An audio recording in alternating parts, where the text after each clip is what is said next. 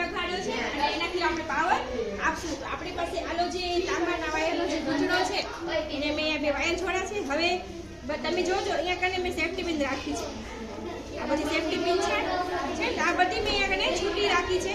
તો જ્યારે હું સ્વિચ ચાલુ કરીશ તો આ વિદ્યુત ચુંબક બનશે. વિદ્યુત ચુંબક બનશે એટલે આ બધી સેફટી પિન છે આના ઉપર ચોટી જશે એટલે આ એક જાતનું શું બની જશે?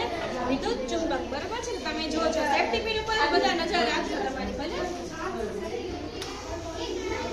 ચોટી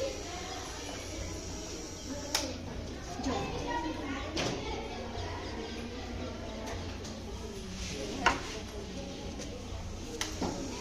છે બધી જઈને ચોટી ગઈ ને તો આ એક જાતનો શું બની ગયો? વિદ્યુત ચુંબક બની ગયો. બરાબર છે? વાયર ગોઠવ્યો છે, ગૂંચળો વાળી નાખ્યો છે એટલે આ શું બનશે? વિદ્યુત ચુંબક. સ્વિચ ચાલુ કરીશ તો અહીંયાથી એને પાવર મળશે. પાવર મળીને આને મળશે એટલે વિદ્યુત ચુંબક બનશે.